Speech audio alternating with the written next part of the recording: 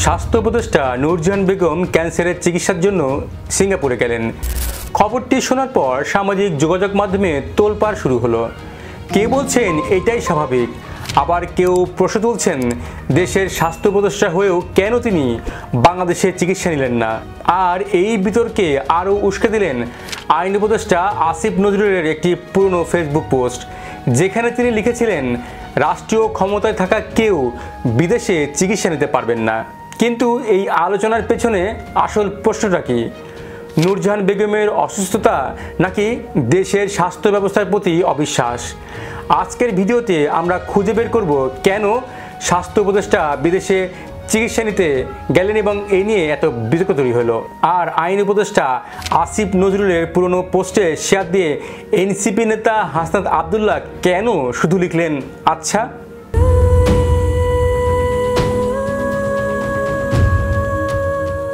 15 September রাত দিবাগত মধ্যরাতের ফ্লাইটে সিঙ্গাপুরে গেলেন স্বাস্থ্য উপদেষ্টা নূরজাহান বেগম। তার একান্ত সচিব ডক্টর মঞ্জুরুল ইসলাম নিশ্চিত করলেন এটি ক্যান্সারের ফলো আপ চিকিৎসা। তিনি আগেও নিয়মিত সিঙ্গাপুরে গেছেন, এবারও সেই ধারাবাহিকতায় অংশ। চিকিৎসা শেষে 17 সেপ্টেম্বর দেশে ফেরার কথা, কিন্তু এটাই প্রথম নয়। এর আগে বিএনপির স্থায়ী কমিটির সদস্য মির্জা আব্বাসও সহধর্মিণীকে নিয়ে সিঙ্গাপুরে চিকিৎসা করাতে গিয়েছিলেন। মাউন্ট এলিজাবেথ হাসপাতাল এখন যেন বাংলাদেশের রাজনৈতিক অভিজাতদের চিকিৎসার আস্থার জায়গা। পরের দিন 16 সেপ্টেম্বর সচিবালয়ে সাংবাদিকদের মুখোমুখি হয়ে স্থানীয় সরকার উপদেষ্টা আসিফ মাহমুদ সজীব ভুঁইয়া বললেন, বাংলাদেশ বহুদিন ধরেই চিকিৎসার জন্য বিদেশ নির্ভর ছিল, তবে বর্তমান অন্তর্বর্তী সরকার চীনের সহযোগিতায় আধুনিক হাসপাতাল তৈরি করছে। নূরজাহান বেগম উপদেষ্টা হওয়ার আগে সিঙ্গাপুরে চিকিৎসা নিচ্ছিলেন। ক্যান্সারের মতো জটিল রোগের চিকিৎসা একটি ধারাবাহিক প্রক্রিয়া, তাই তার বিদেশ যাওয়া মানবিক দৃষ্টিতে দেখা উচিত। অর্থাৎ সরকার চাইছে এই ইস্যুতে মানবিক সহানুভূতির দিকটাই বেশি সামনে আসুক। কিন্তু প্রশ্ন হলো, জনগণ কি এত সহজে বিষয়টি মানবিক চোখে দেখবে? 16 সেপ্টেম্বর ফেসবুকে পোস্ট করলেন গণ অধিকার পরিষদের সাধারণ সম্পাদক রাশেদ খান। তিনি লিখলেন, স্বাস্থ্য উপদেষ্টা চিকিৎসার জন্য বিদেশে গেছেন, যাওয়ারই কথা, কারণ তিনি বাংলাদেশের চিকিৎসার উপর আস্থা রাখতে পারেননি।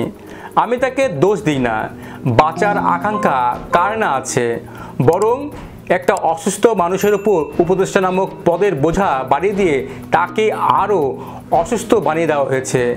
এতে রাষ্ট্রের ব্যয় বাড়ছে। এই দোষ তো তার নয়, বরং যারা তাকে বসিয়েছেন তাদের।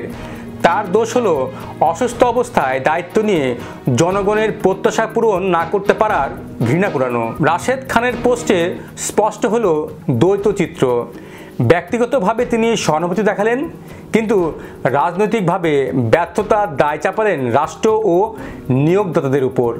এটাই সাধারণ মানুষের ক্ষোভের জায়গা। স্বাস্থ্য খাতের দায়িত্বে থাকা যদি কেউ দেশের চিকিৎসার উপর আস্থা না রাখতে পারেন, তাহলে সাধারণ মানুষ রাখবে কি করে? এবার আসল বিতর্ক। নূরজাহান বেগমের বিদেশ যাত্রার খবর ভাইরাল হলো আইন উপদেষ্টা আসিফ নজরুলের পুরনো একটি পোস্টে, যেখানে তিনি লিখেছিলেন, রাষ্ট্রীয় ক্ষমতায় যারা থাকবেন তারা বিদেশে চিকিৎসা নিতে পারবেন না, তাদের সন্তানরা সরকারি ব্যবসা বা চাকরিতে জড়িত হতে পারবেন না, সপ্তাহে একদিন গণপরিবহনে চড়তে হবে, তাদের পরিবার সম্পদের হিসাব জনগণের সামনে প্রকাশ করতে হবে।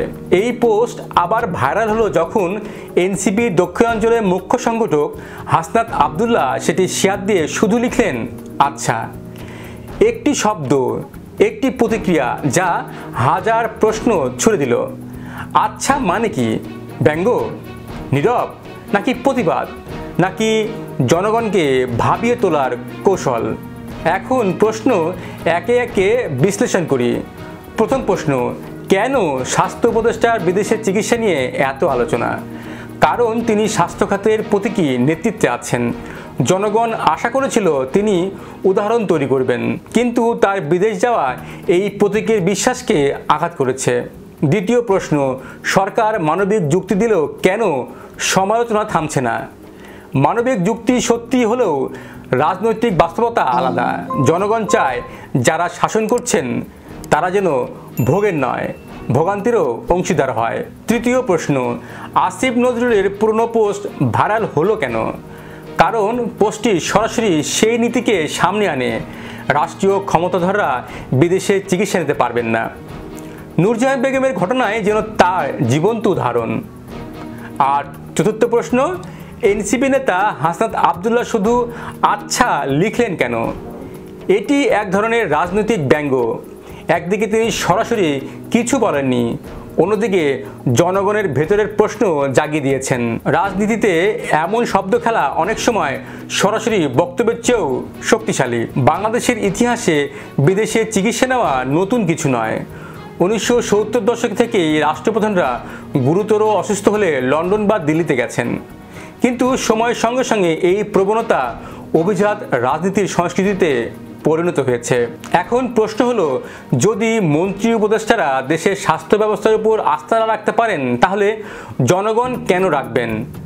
বিদেশিমুখী চিকিৎসা কি কেবল অর্থবানদের সুবিধা, আর সাধারণ মানুষ কি স্থানীয় হাসপাতালের সীমাবদ্ধতায় বন্দী? উপদেষ্টা আসিফ মাহমুদ বলছেন, চীনের সহযোগিতায় আধুনিক হাসপাতাল গড়ে উঠছে। কিন্তু প্রশ্ন হলো, এই হাসপাতালগুলো সাধারণ মানুষের জন্য কতটা সহজলভ্য হবে, নাকি এগুলোই পরিণত হবে নতুন ধরনের এলিট হেলথ কেয়ার? স্বাস্থ্য উপদেষ্টা নূরজাহান বেগমের ঘটনা হয়তো একটি ব্যক্তিগত অসুস্থতার খবর, কিন্তু এর ভেতরে লুকিয়ে আছে রাষ্ট্রের স্বাস্থ্যনীতি, বৈষম্য আর জনগণের আস্থার সংকট। দর্শক, আপনার প্রতি প্রশ্ন রাখছি, আপনি কি মনে করেন রাষ্ট্রীয় ক্ষমতাধরদের বিদেশে চিকিৎসা নেওয়া সীমিত বা নিষিদ্ধ করা উচিত, নাকি ব্যক্তিগত জীবনের সংকটকে মানবিক দৃষ্টিতে দেখা উচিত? জানান আপনার মতামত।